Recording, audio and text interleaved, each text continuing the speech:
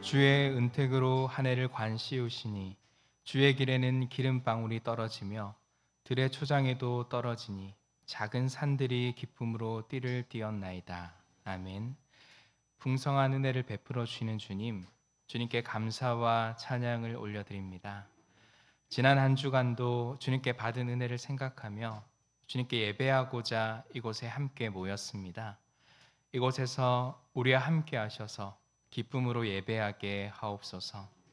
이곳에서 주님을 배우는 은혜를 누리게 하시고 주님께 영과 진리로 예배하게 하옵소서. 예배를 통하여 주님의 말씀을 듣고 깨달아 우리의 삶이 회복되고 치유되며 변화되게 하옵소서. 오늘도 성령께서 우리를 바른 길로 인도하여 주시기를 예수님 이름으로 기원하옵나이다. 아멘. 다 함께 찬송가 32장을 찬송합니다.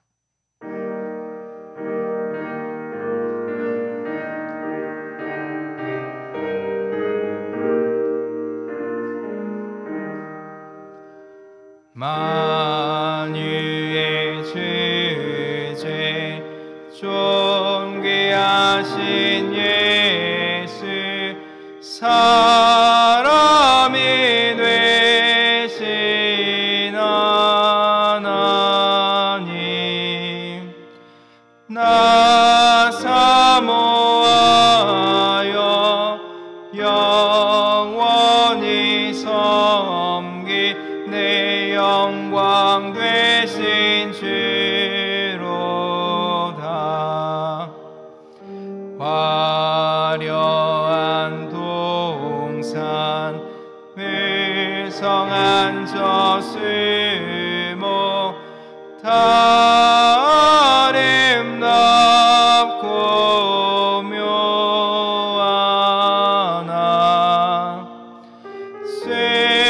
순전한 예수 더 아름다워 봄 같은 기쁨 주시네.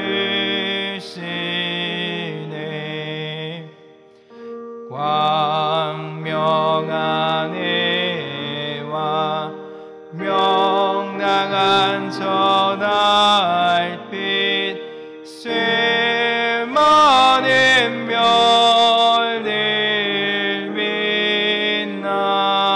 빛나나 주 예수 빛이 더 찬란하여 참 비교할 수 없도다.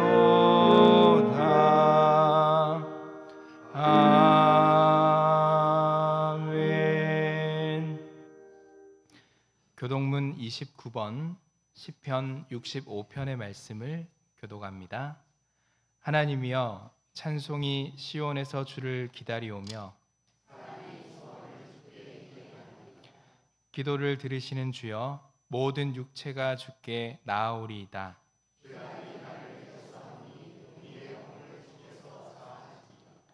주께서 택하시고 가까이 오게 하사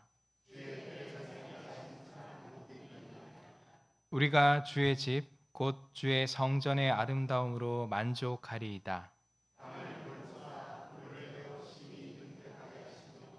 하나님의 강에 물이 가득하게 하시고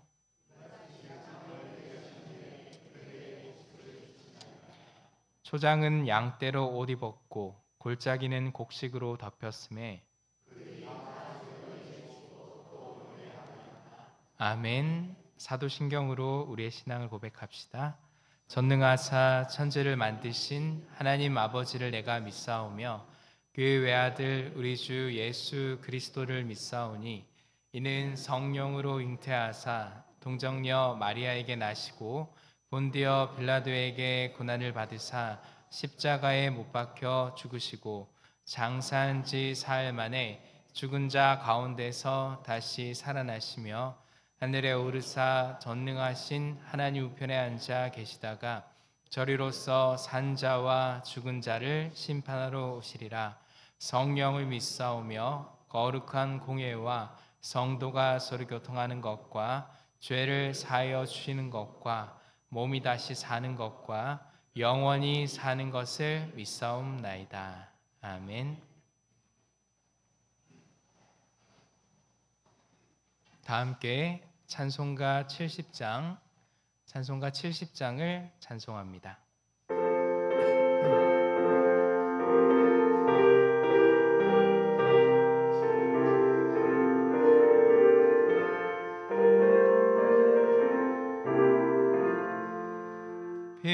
피난처 있으니 환난을 당한 자 이리 오라.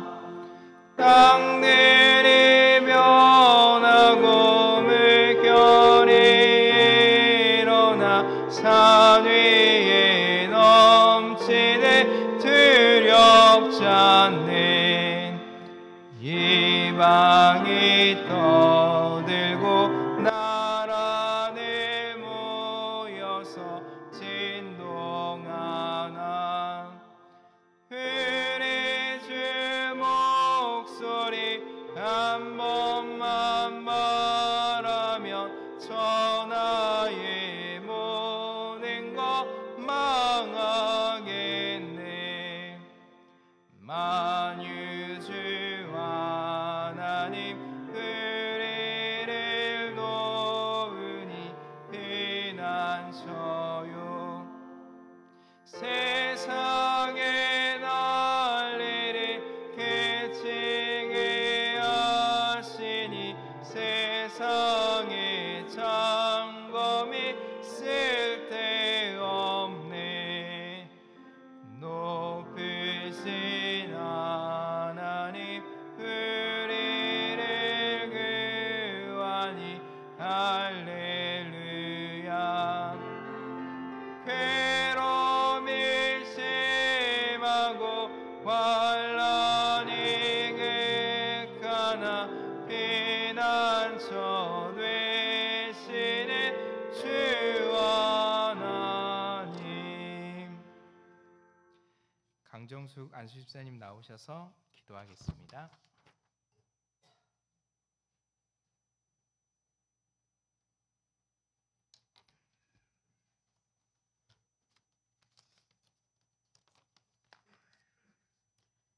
거룩하신 하나님 아버지, 복된 주님의 날 영광과 찬송과 존귀와 감사를 드립니다.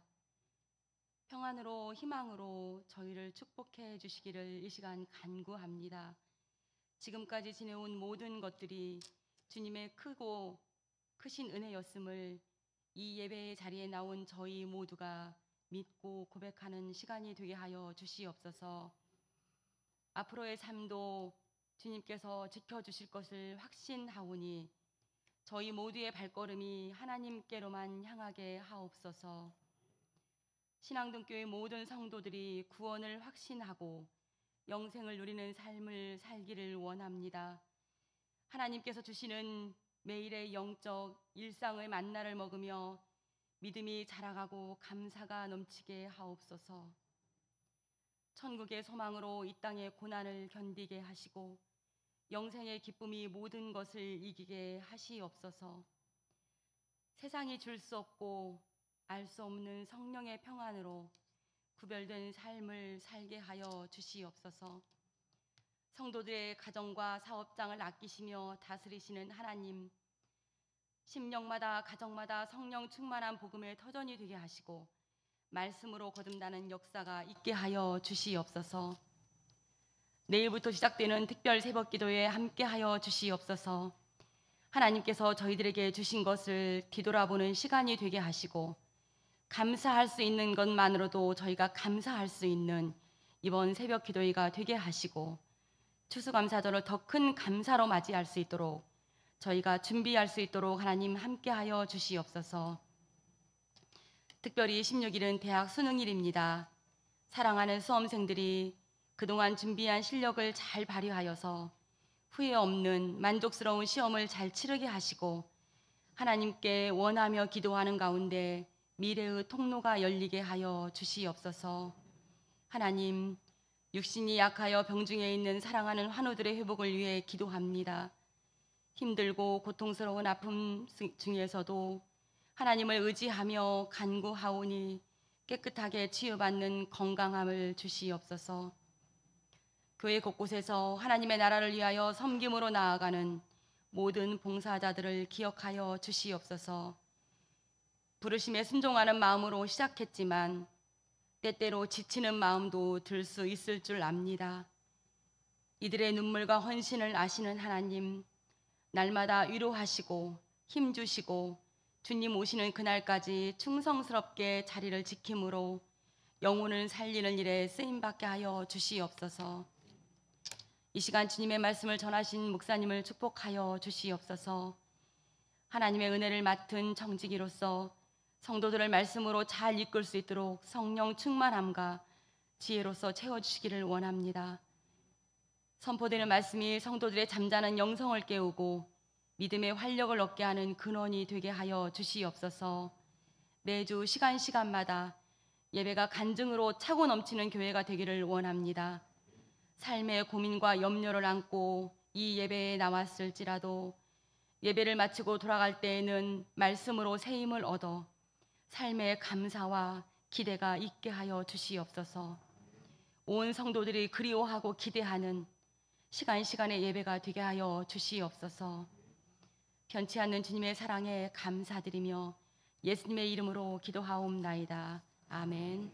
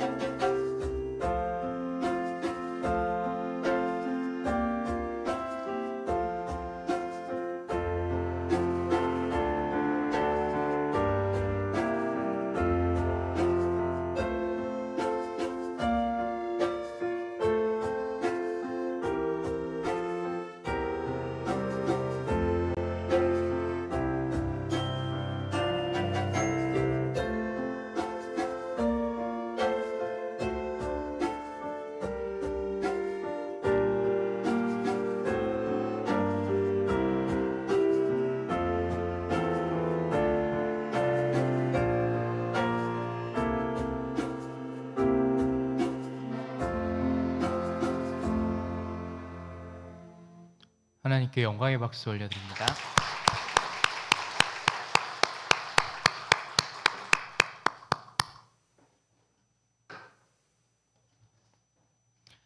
교회 소식 알려드립니다. 오늘은 창조절 11번째 주일입니다. 지난주 비가 온 이후로 날씨가 급격히 쌀쌀해졌습니다. 계절의 변화를 보면서 내 삶의 변화를 발견하는 지혜가 있으시길 원하며 예배에 오신 여러분들을 주의 이름으로 환영합니다. 다음 주일은 2023년 추수감사 주일입니다. 한 해 동안 베풀어 주신 은혜를 기억하며 몸과 마음과 물질로 감사의 예배를 드립니다. 오후 예배는 감사절 찬양 모임으로 만납니다. 그동안 정성껏 준비해 주신 교회 학교와 여러 찬양팀에게 감사를 드립니다. 11월 26일 주일은 익산노회 주간 성가대 찬양 축제가 있습니다. 오후 3시 1위 제일교회에서 있습니다. 그리고 그날 주일 오후 예배는 오후 1시 30분으로 당겨서 합니다. 2023년 추수감사절 맞이 특별 새벽 기도회가 13일 월요일부터 18일 토요일까지 새벽 5시에 있습니다. 예배 담당자들은 사무실에서 안내 책자를 받아가시기를 바라며 전교인이 함께 모여 기도함으로 은혜 충만한 감사절기를 맞을 수 있기를 원합니다. 지난주로 2023년 정기 대신방을 은혜 중에 잘 마쳤습니다. 애써주신 모든 분들께 감사를 드립니다. 주일 오후 예배 후 전체 여신도회 총회가 본당에서 있습니다. 그동안 수고해주신 여신도회 임원들과 주회 회장단 모든 분께 감사드리며 여신도 회원들은 모두 참석해 주십시오. 동력장 수련회가 11월 16일 목요일 남원 제일교회에서 있습니다. 출발은 오전 8시입니다. 동력장님들은 모두 참석해 주십시오. 11월 16일 목요일은 수학 능력 시험이 있습니다. 우리 교회에서는 김시명 집사님과 이정현 집사님 딸인 김민지 학생이 시험을 치릅니다. 최선을 다해 임할 수 있도록 위에서 기도해 주십시오. 일남신도회 정기총회가 다음 주일 2부 예배 후에 있습니다. 추수감사절 강단 장식 헌물하실 분께서는 김명숙 권사님 또는 오은주 권사님께 연락해 주시기를 바랍니다. 담임 목사님 동정입니다. 이번 주 화요일 총회 국제협력위원회 정기총회에 참석하십니다. 잘 다녀오실 수 있도록 위해서 기도해 주시기를 바랍니다. 다음 주 식당 설거지 봉사는 24 공동체입니다. 대회 소식입니다. 후쿠시마 원전 오염수 방류 저지를 위한 기도회가 오늘 오후 2시 마동교회에서 있습니다. 제15회 익산 장로 합창단 정기 공연이 오늘 저녁 7시 기쁨의 교회에서 있습니다. 우리 교회에서는 이병대 장로님, 천진우 장로님, 조병선 장로님이 활동하고 있습니다. 가능하시면 참석해 주시고 은혜로운 공연이 되도록 기도해 주시기를 바랍니다. 여신도의 3지구의 회의가 18일 토요일 오전 10시 30분 삼광교회에서 있습니다. 교회 출발은 오전 10시입니다. 이번 주 생일 맞으신 분들입니다. 김찬순 집사님, 조혜란 집사님, 조은혜 성도님, 소장윤 안수 집사님입니다. 우리 박수로 축하합시다. 다 함께 찬송가 434장을 부르며 봉헌합니다.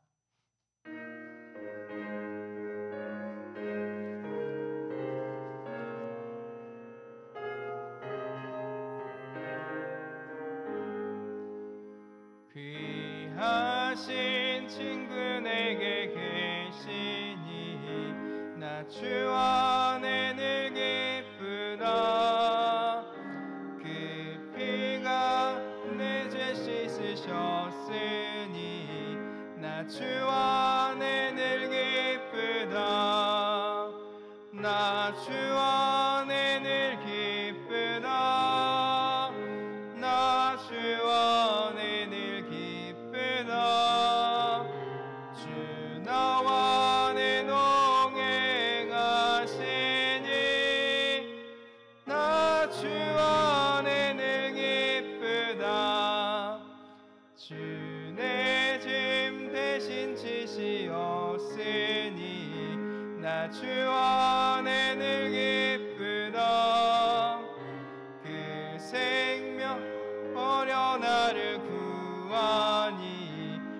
주 안에 늘 기쁘다.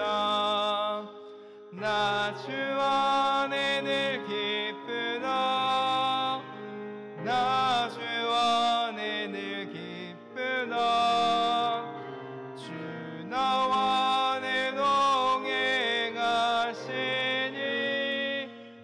나 주 안에 늘 기쁘다. 주 왼쪽 매일 내게 더하니 나 주 안에 늘 기쁘다. 그 악한 죄악에서 지키니 나 주 안에 늘 기쁘다. 나 주 안에 늘 기쁘다. 나 주 안에 늘 기쁘다. 주 나와 내 동행하시니 나 주 안에 늘 기쁘다.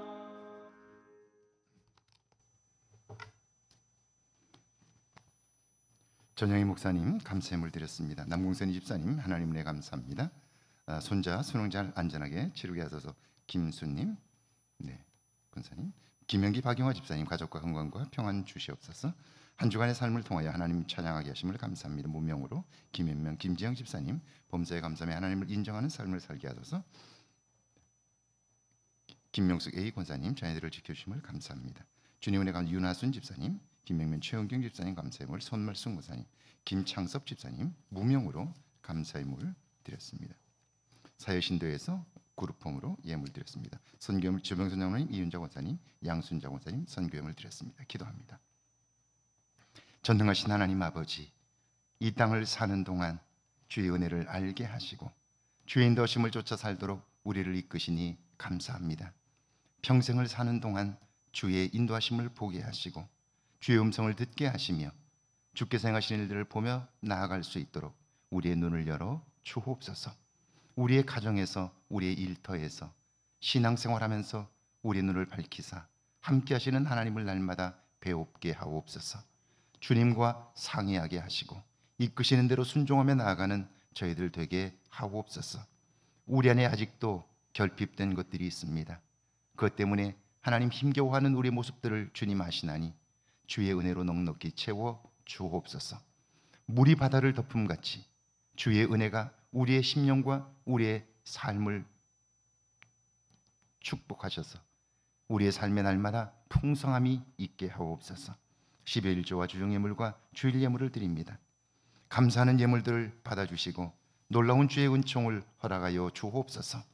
수능을 앞두고 어린 생명들을 위하여 기도하는 기도를 받아주셔서 지금까지 애쓰고 힘썼던 일들이 아름다운 열매로 남게 하옵소서. 선교 예물과 또한 마음의 소원을 담고 드리는 1000번째 예물을 받으시고 주여 속히 응답하여 주옵소서. 예수님의 이름으로 축복하며 기도하옵나이다. 아멘.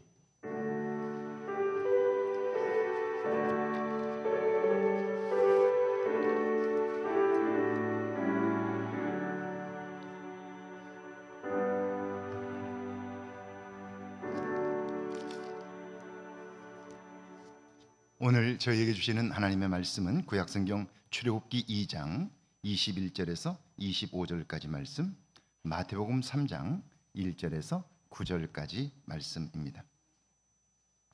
먼저 우리 출애굽기 2장 21절에서 25절까지 말씀 우리 한 목소리로 함께 봉독합니다. 출애굽기 2장 21절에서 25절까지 말씀입니다. 함께 봉독합니다. 모세가 그와 동거하기를 기뻐하며 그가 그의 딸 시보라를 모세에게 주었더니 그가 아들을 낳음에 모세가 그의 이름을 게르솜이라 하여 이르되 내가 타국에서 나그네가 되었음이라 하였더라. 여러 해 후에 애굽 왕은 죽었고 이스라엘 자손은 고된 노동으로 말미암아 탄식하며 부르짖으니 그 고된 노동으로 말미암아 부르짖는 소리가 하나님께 상달된지라. 하나님이 그들의 고통을 소리를 들으시고 하나님이 아브라함과 이삭과 야곱에게 세운 그의 언약을 기억하사 하나님이 이스라엘 자손을 돌보셨고 하나님이 그들을 기억하셨더라. 아멘. 마태복음 3장 마태복음 3장 1절에서 9절까지 말씀입니다. 마태복음 3장 1절에서 9절까지 말씀 함께 봉독합니다. 그때 세례 요한이 이르러 유대 광야에서 전파하여 말하되 회개하라 천국이 가까이 왔느니라 하였으니 그는 선지자 이사야를 통하여 말씀하신 자라 일렀으되 광야에 외치는 자의 소리가 있어 이르되 너희는 주의 길을 준비하라 그가 오실 길을 곧게 하라 하였느니라. 이 요한은 낙타 털옷을 입고 허리에 가죽띠를 띠고 음식은 메뚜기와 석청이었더라. 이때 예루살렘과 온 유대와 요단강 사방에서 다 그에게 나와 자기들의 죄를 자복하고 요단강에서 그에게 세례를 받더니 요한이 바른 바리새인들과 사두개인들이 세례 베푸는 대로 오는 것을 보고 이르되 독사의 자식들아 누가 너희를 가르쳐 임박한 진노를 피하라 하더냐. 그러므로 회개에 합당한 열매를 맺고 속으로 아브라함이 우리 조상이라고 생각하지 말라. 내가 너희에게 이르노니 하나님이 능히 이 돌들로도 아브라함의 자손이 되게 하시리라. 아멘. 하나님의 말씀입니다. 할렐루야. 이번 한 주간에도 하나님의 은혜와 사랑이 여러분과 여러분의 가정에 넘치기를 주의 이름으로 축원합니다. 아침 저녁 기온이 굉장히 쌀쌀하고 기온차가 큽니다. 이런데 감기 조심하면 좋겠습니다. 저도 지금 감기가 들어서 마스크를 쓰고 다니고 있습니다. 감기에 들어서 고생하지 않으시면 좋겠습니다. 요즘 유튜브에서 가장 핫한 주제가 있습니다. 억만장자되기에 관한 내용인데요. 억만장자가 된 사람들에게는 그들만의 공통적인 삶의 루틴, 습관이 있다는 겁니다. 혹시 억만장자에 관심이 있으신가요? 그렇다면 유튜브에서 억만장자의 모닝 루틴, 상위 0.01% 모닝 루틴이라고 한번 쳐보십시오. 그러면 굉장히 많은 그런 사람들의 습관, 생활 습관에 관한 영상들을 만나게 될 것입니다. 제가 그들의 습관 10가지를 한번 이야기를 해보겠습니다. 첫 번째가 그들은 하나같이 일찍 일어납니다. 늦게 자고 늦게 일어나면 안 되나요? 그건 저도 모르겠습니다. 그런데 분명한 것은 자신의 삶을 부자로 성공시킨 사람들의 공통적인 습관은 아침에 일찍 일어난다는 겁니다. 제가 평생 아침에 일찍 일어났는데요.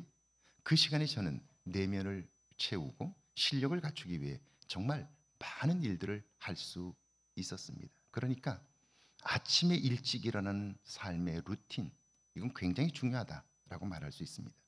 두 번째는 꿈을 다시 떠올려라는 겁니다. 노트에 꿈을 적고 매일매일 생각하는 것입니다.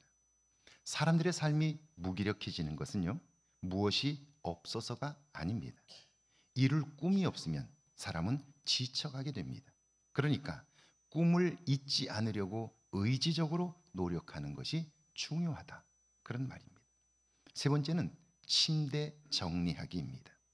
대부분의 사람들은 아침에 일어난 후에 침대를 정리하지 않습니다. 그러면 어떻습니까? 침대가 그리워집니다.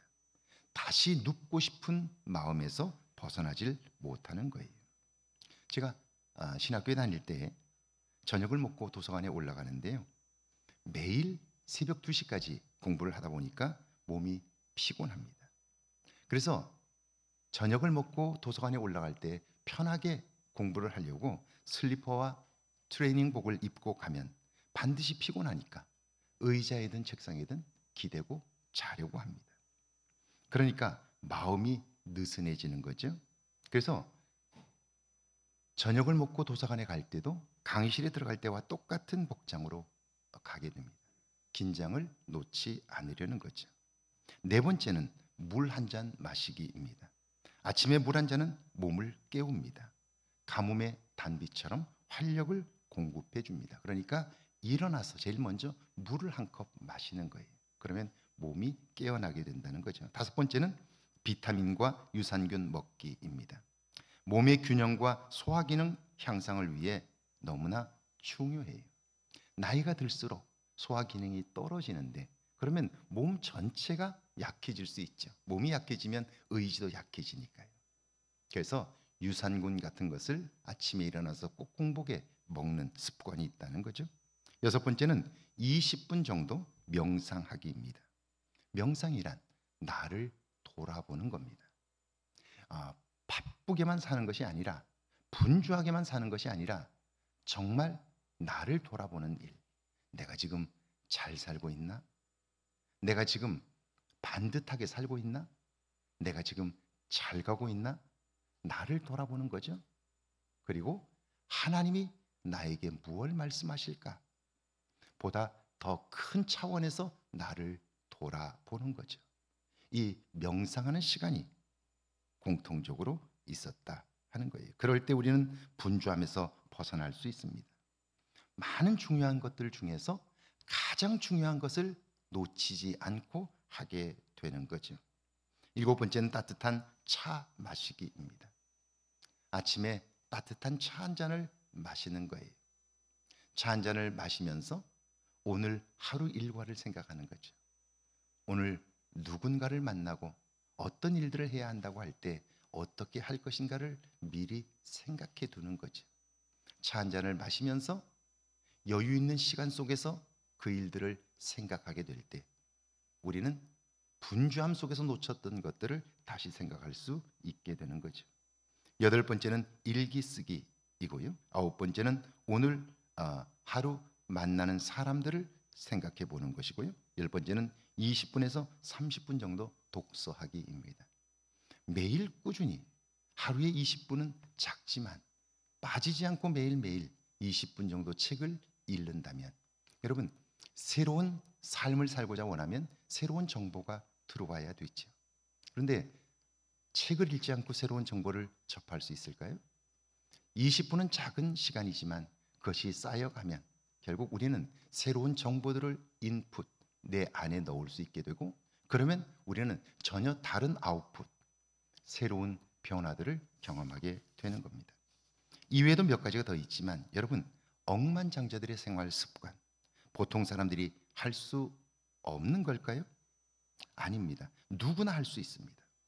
그리고 하면 삶이 달라집니다.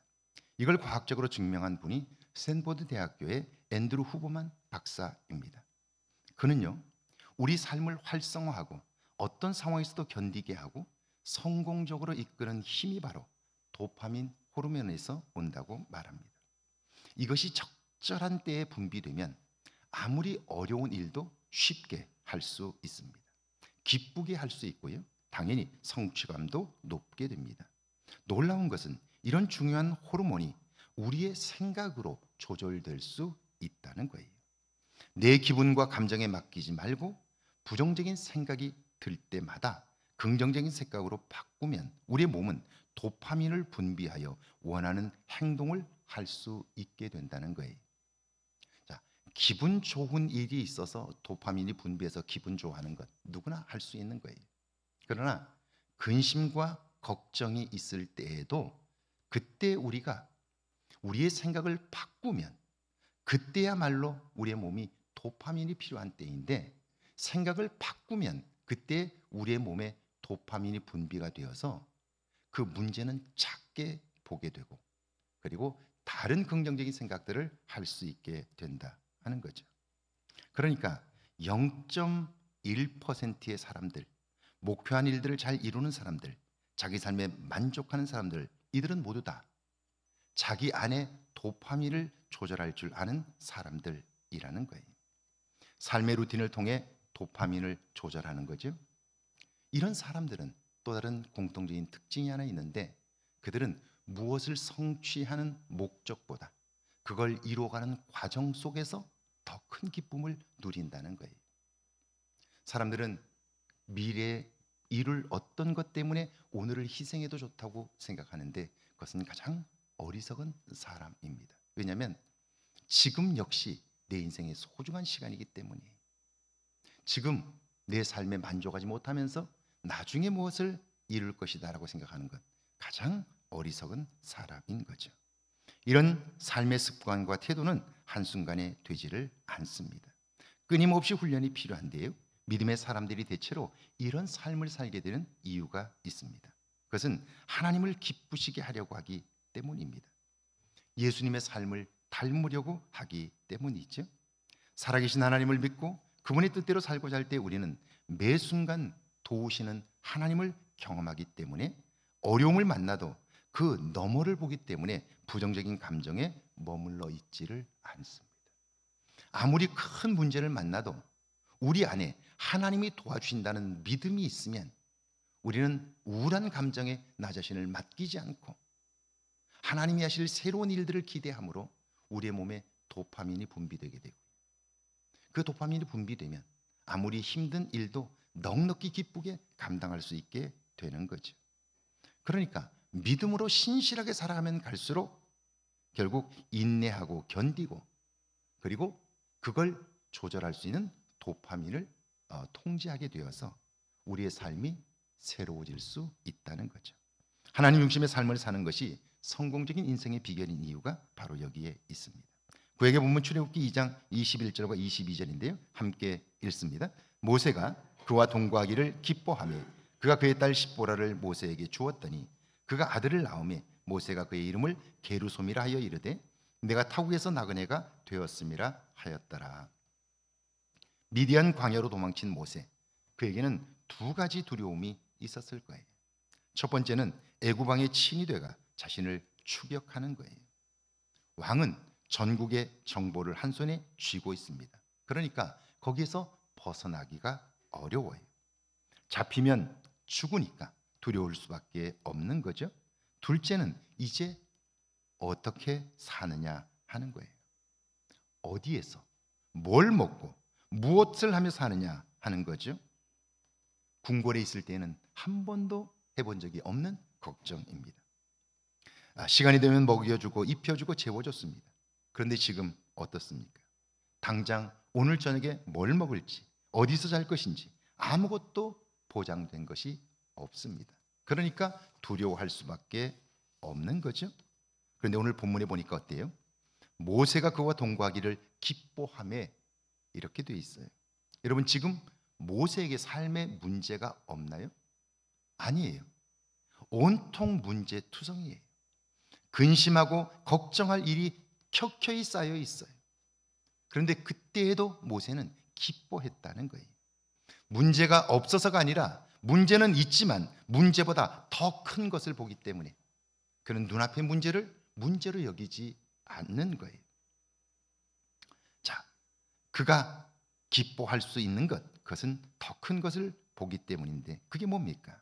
그것은 사람에게 배신을 당했지만 그럼에도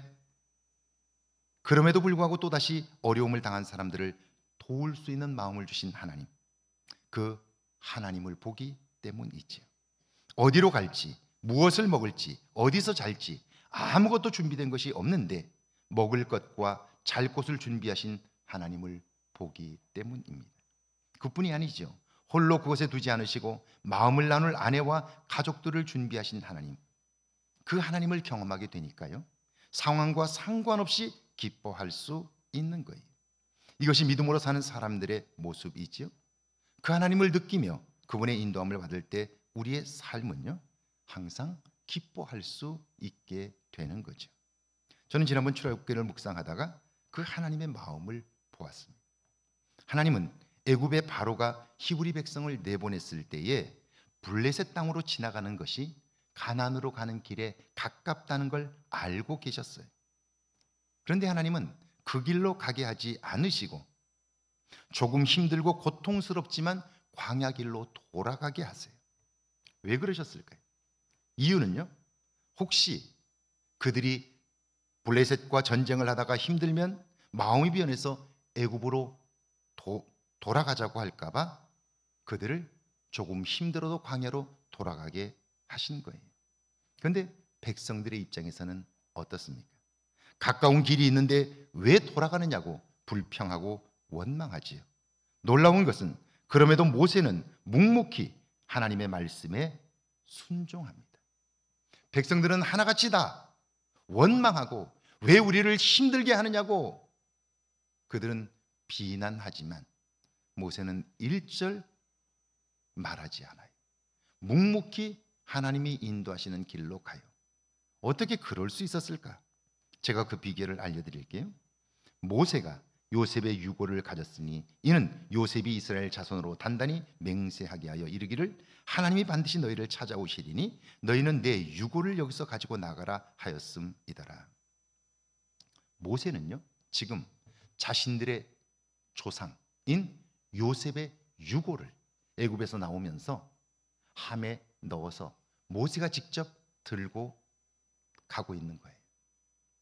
아침에 일어나서 그 유고를 들고 그 백성들과 함께 행진에 동참하게 되는데요.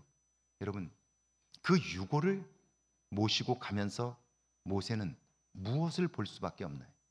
그것은 요셉을 통하여 말씀하신 하나님의 말씀을 기억하는 거죠. 그분이 남긴 마지막 유언, 하나님이 반드시 너희를 찾아오신다, 너희를 약속의 땅으로 인도하신다.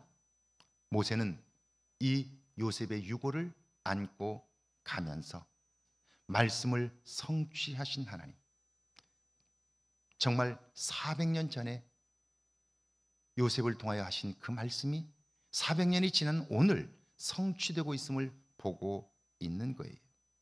그뿐 아니라 여러분, 왜 우리가 갈등하게 될까요? 왜 우리가 근심하게 될까요? 이유는요, 우리 안에 욕심이 작동하기 때문에 그래요. 누구보다 내가 더 나아야 하고, 누구보다 더 성공해야 되고, 누구보다 더 인정받아야 하고, 누구보다 더 많은 인기를 누려야 하기 때문에 그 자리에 오르기 위하여 우리는 끊임없이 근심하고 걱정하는 거죠. 그런데 지금 모세는 어떻습니까? 요셉의 유고를 안고 가면서 이 거대한 제국 애굽의 총리가 되었던 우리의 조상 요셉, 그도 시간이 지나니까 이렇게 한 줌의 유골이 될 수밖에 없구나.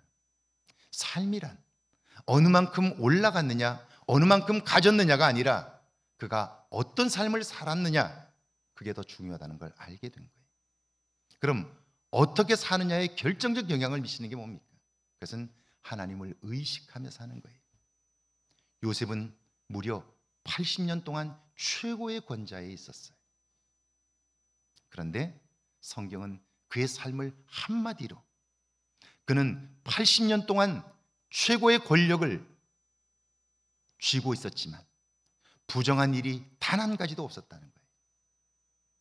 그는 애굽 족속이 아니에요. 그는 떠돌이 변방의 부족 출신이에요.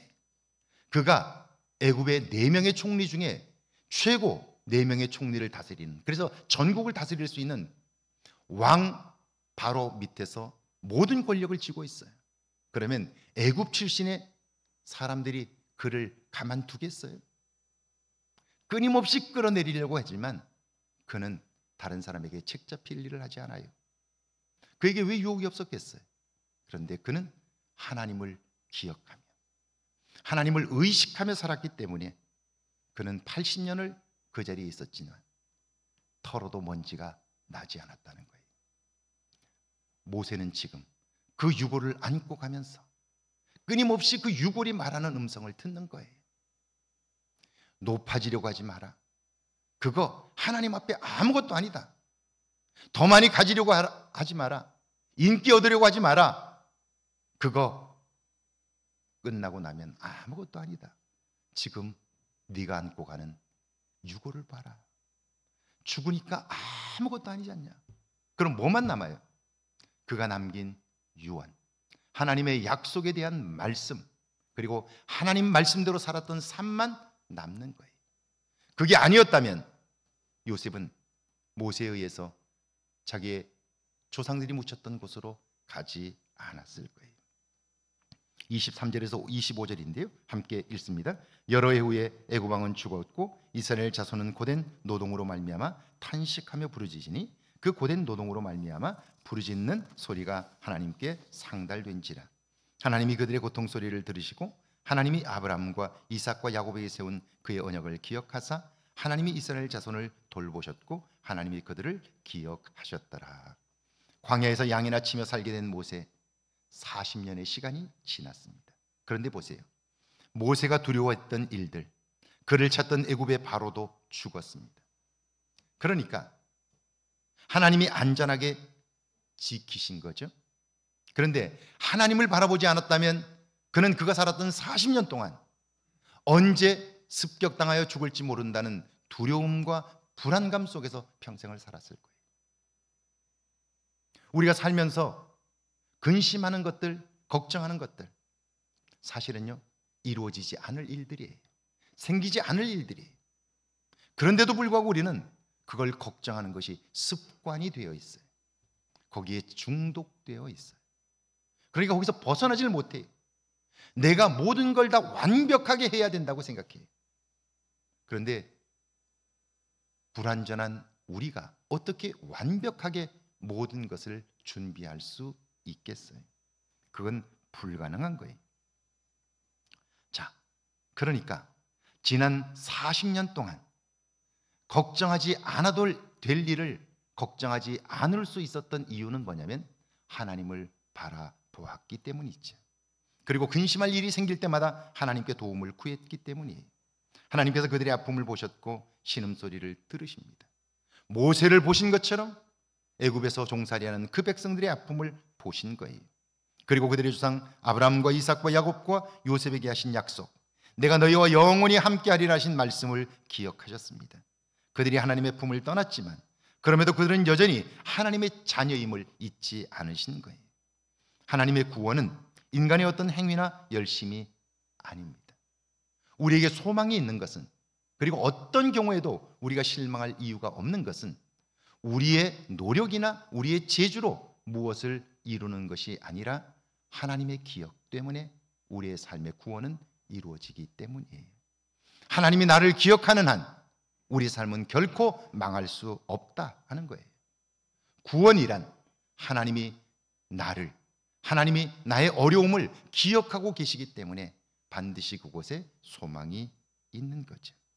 저는 요즘 우리나라 첫 번째 여성 목사이며 교회 담임 목사로 신학교 교수로 활동하신 양정신 목사님의 자서전 이 어둠을 비추니이다 라는 책을 읽고 있습니다. 양정신 목사님 제 선배이기도 하지만 지금은 돌아가셨습니다. 인천에 교회를 개척하시고 그 교회를 평생 섬기셨습니다. 1920년 황해도에서 출생한 목사님은 6살 때 시력을 잃었습니다.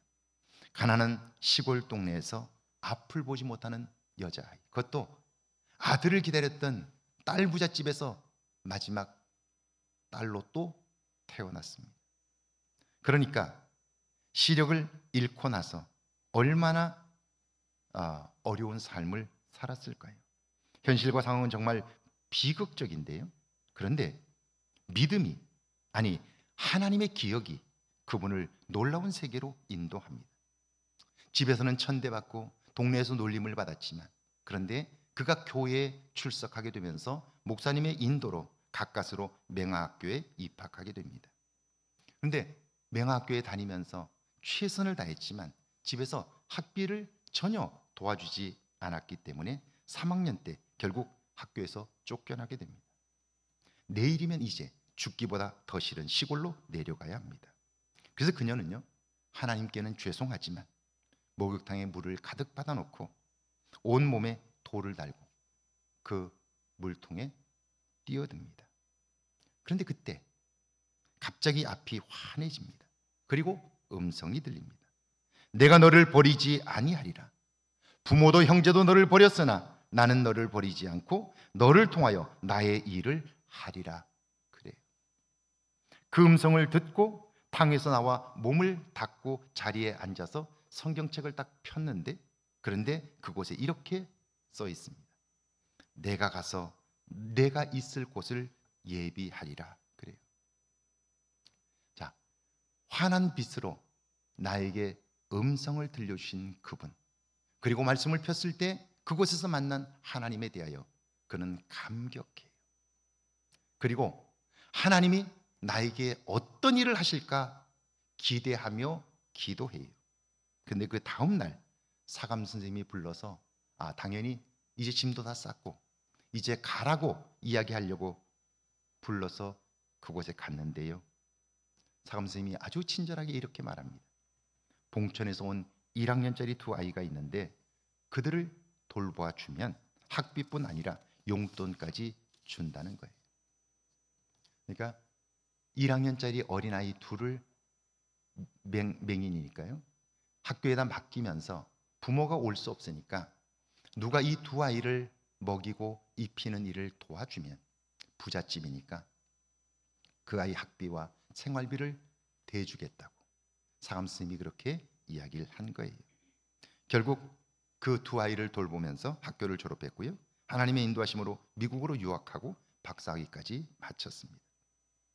구원은, 하나님이 행하시는 놀라운 구원은 하나님이 나를 기억하시고 인도하실 때 가능한 거예요. 그러니까 우리가 신앙생활을 하면서 우리가 관심에 두어야 할 것은, 우리가 보아야 할 것은 나와 함께 하시는 하나님이고요. 그리고 내가 그 하나님 마음에 어떻게 하면 들 수 있을까를 생각하며 살게 될 때 우리는 그분이 기뻐하시는 삶을 살 수 있게 되고요. 그리고 반듯한 삶을 살게 되는 거죠. 오늘 신약의 본문인데요. 마태복음 3장 1절에서 3절입니다. 함께 읽습니다. 그때 세례 요한이 이르러 유대 광야에서 전파하여 말하되 회개하라 천국이 가까이 왔느니라 하였으니 그는 선지자 이사야를 통하여 말씀하신 자라 일렀으되 광야에 외치는 자의 소리가 있어 이르되 너희는 주의 길을 준비하라 그가 오실 길을 곧게 하라 하였느니라. 그때에 이 말씀은 사람들은 말구에서 태어난 아기가 어떻게 메시아일 수 있느냐고, 하나님이 그리스도의 탄생을 동방박사 이방인들에게 알려줄 리가 없다고, 헤롯이 두려워 애굽으로 도망치는 자가 어떻게 우리를 구원할 수 있느냐고, 하나님은 그 일을 행하셨지만 아무도 믿지 못하는 그때에 하나같이 예수님을 믿지 못하겠다고 했지만, 그래서 다들 그분을 잊었지만 그러나 하나님은 그분을 잊지 않고 계셨어요. 그래서 30년이 되자 그분의 오심을 준비하는 사람이 있었습니다. 그가 세례 요한입니다. 그가 외칩니다. 회개하라 천국이 가까이 왔느니라. 그는 왜 사람들에게 이렇게 외칠까요? 선지자 이사야의 말씀대로 그리스도 구원자가 오실 길을 예비하는 거예요. 완악한 마음들을 녹여 그분을 영접할 수 있도록 준비하는 거예요. 요한은 지금 하나님이 하시는 일을 보고 있는 거죠. 그리고 보고 있기 때문에 알았고 그것을 준비하는 거예요. 4절에 보면 요한은 낙타 털옷을 입었고 허리엔 가죽띠를 띄었습니다. 그리고 음식은 메뚜기와 석청을 먹었습니다. 그는 당시 제사장들처럼 화려한 옷을 입지 않았습니다. 먹는 것도 절제된 식사를 했습니다. 놀라운 것은 그는 볼품도 없고 권세도 없었지만 말의 능력이 있습니다. 그래서 사람들이 몰려와 요단강에서 세례를 받았습니다. 7절에서 9절입니다. 함께 읽습니다. 요한이 많은 바리새인들과 사두개인들이 세례 베푸는 대로 오는 것을 보고 이르되 독사의 자식들아 누가 너희를 가르쳐 임박한 진노를 피하라 하더냐. 그러므로 회개에 합당한 열매를 맺고 속으로 아브라함이 우리 조상이라고 생각하지 말라. 내가 너희에게 이르노니 하나님이 능히 이 돌들로도 아브라함의 자손이 되게 하시리라. 사람들이 회개하고 세례를 받자 불순한 눈으로 요한을 보는 사람들이 있었습니다. 그들은 바리새인과 사두개인, 당시의 종교 지도자들입니다. 그들은 네가 뭔데 사람들에게 세례를 주느냐, 네가 무슨 권세로 이런 일을 하느냐라고 추궁합니다. 세례 요한은 그런 그들의 속내를 알기에 단호하게 꾸짖습니다. 독사의 자식들아, 무슨 말입니까? 하나님께로 인도한다고 하면서 오히려 독사처럼 하나님께 나아가는 자를 물어 죽이는 자들아, 당장 이 말 진노가 무섭지 않느냐라고 말합니다. 회개하고 돌이키라는 거죠. 그러면서 그들 속에 자부심, 자기들이 가지고 있는 자부심 하나를 들춥니다. 니들이 아브라함의 자손이라고, 그러니까 우리는 선택받은 백성이고 우리는 특별한 족속이라고 생각하느냐? 그런데 하나님은 이 돌을 들어서라도 아브라함의 후손을 만드실 수 있다라고 이야기한 거예요. 여러분, 교회 안에 있다고 해서 모두 다 구원받은 사람은 아닌 거죠. 교회를 다닌다고 해서 다 거듭난 사람은 아닐 수 있다는 거예요. 오늘 우리가 하고 있는 말, 오늘 내가 무엇을 보며 살고 있는가, 나를 돌아보아야 하는 이유가 여기에 있는 거죠. 과연 나는 하나님의 다스림을 받고 있는가? 아니면 나는 여전히 욕심의 종로로 다며 살고 있지 않은가? 오늘날 교회가 세상에 지탄을 받는다면 무엇 때문일까요? 믿지 않는 사람 때문일까요? 하나님 때문일까요? 아니에요. 하나님을 믿는다고 하는 사람들 때문인 거죠. 이건 죄송한 얘기예요. 저희 교회가 속한 노회가 익산 노회입니다. 우리 교회가 우리 노회 안에서는 그래도 예배당이 그래도 많이 모일 수 있는 곳이기 때문에 노회나 이런 행사들을 요청받을 때가 있어요. 그런데 제가 마음이 잘 허락되질 않아요. 왜냐하면 목사님과 장로님들이 모여서 하는 회의가 교인들이 보면 시험에 들 정도예요. 설교는 용서하라고 배려하라고 말하지만 장로님들은 그렇게 배웠지만 모여서 회의할 때 보면 교인들 앞에 부끄러운 때가 참 많아요. 그래서 그 모임을 할 때마다 참 부끄러운 마음이 들어요. 제가 목회를 하는 동안 당회를 정말 많이 했잖아요. 당회하는 모습을 교인들이 보면 어떨까 생각할 때가 참 많아요. 그래서 심지어는 전에 있었던 교회에서는요, 당회가 너무나 좋은 모습이 아니어서 교인들에게 당회를 공개했어요. 누구나 당회에 들어와서 함께 참관하도록, 교인들이 와서 그 당회를 참관하도록, 그리고 달라졌어요. 정말 기도하고 결정해야 할 일들, 함께 서로 위하고 함께 격려하고 이렇게 해야 할 모임들이 그러지 못하다는 거죠. 오늘 세례 요한이 바리새인과 서기관들을 향해서 했던 말, 너희가 구원의 길을 막을 뿐 아니라 다른 사람도 들어가지 못하게 한다. 회개하라! 라고 이야기하는 외침, 이것은 오늘 우리가 다시 한번 아프게 들어야 할 음성인 거죠. 세례 요한은 그러므로 예수님께서 오실 그 길을 닦으셨어요. 오늘도 그 하나님은 한 생명이라도 구원하길 원하십니다. 그 일을 위해 당신의 손과 발이 될 사람을 찾고 계신 거죠. 오늘 나는 과연 그 일에 쓰임받고 있는가 질문해 보아야 하는 거죠. 사랑하는 여러분, 오늘 여러분의 삶은 어떻습니까? 근심과 염려할 일들이 있음에도 그때에도 구원하실 하나님에 대한 기대감이 있으십니까? 그분으로 인한 기쁨을 경험하십니까? 이번 한 주간 나를 기억하시는 하나님을 의식하십시오. 지금 나에게 말씀하시는 음성에 귀를 기울이고 만져주심을 느껴보십시오. 나를 향한 주님의 뜻에 관심함으로 놀라운 구원의 역사가 있기를 주의 이름으로 축원합니다. 찬양하고 기도합니다.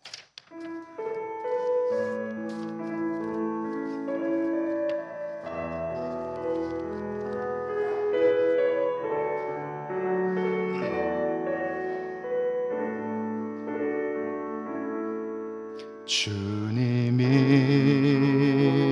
주신 땅으로 한 걸음씩 나아갈 때에 수많은 적들과 견고한 성이 나를 두렵게 하지만 주님을 신뢰함으로, 주님을 의지함으로, 주님이 주시는 담대함으로 큰 소리 외치며 나아가네. 이 산지를 내게 주소서.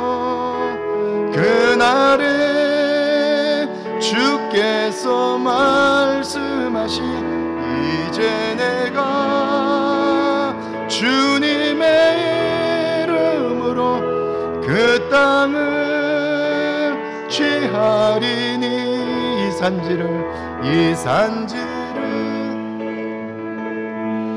주소서. 그날에 주께서 말씀하신 이제 내가 주님의 이름으로 그 땅 취하리니. 우리 시간 함께 기도하길 원합니다. 제가 코로나가 터졌을 때 여러분들에게 이렇게 말씀드렸어요. 여러분, 두려워하지 마십시오. 두려워할 만한 상황이에요. 코로나로 사람들이 죽어가고 있는데 백신도 없고 치료할 약도 없어요. 그리고 무섭게 번져가고 있어요. 그리고 그걸로 인하여 얼마나 많은 주변의 사람들이 죽어가는지 매일매일 뉴스를 보면 숫자를 또 문자로까지 확인시켜줘요. 두려울 수밖에 없어요. 그런데 그때 제가 이렇게 말씀드렸어요. 여러분, 코로나는 반드시 끝납니다. 두려워하지 마십시오. 이 시간 하나님이 하실 일을 선포하십시오. 그리고 시간이 남으면 그때 나의 부족한 것들을 채우십시오. 그런데 세상이 모두 다 그렇게 아우성쳐도 교회는 이 소망을 전할 수 있어야 하죠. 왜냐하면 하나님을 보는 사람들이니까요. 하나님과 동행하는 사람들이니까요. 그런데 교회들마저 소망을 이야기하지 못했어요. 여러분이 교회입니다. 코로나 상황에서 여러분은 소망을 이야기했나요? 여러분도 끊임없이 객관적인 사실을 이야기하다가 나뿐 아니라 다른 사람들을 두려움에 빠뜨리지 않았나요? 소망을 외치도록 하나님은 우리를 부르셨는데 소망을 외치기는커녕 뉴스를 통해서 본 숫자와 상황을 이야기하다가 함께 두려움에 빠져버리지 않았나요? 그 많은 시간 두려움 속에서 낭비하지 않았나요? 사람들이 오지 않는다고, 장사가 안 된다고 그것만 불평하고 시간을 보내지 않으셨나요? 그때 사람이 없다면 나의 내면을 돌아보면서 나의 실력을 키우는 시간으로 삼았다면 코로나가 끝났을 때 여러분의 삶은 달라졌을 거예요. 우리 시간 한번 오늘 말씀을 기억하면서 한번 같이 기도합니다. 이번 한 주간 그 하나님을, 구원이 시작되는 하나님, 그 하나님과 동행하게 해달라고요. 함께 기도합니다. 하나님 아버지,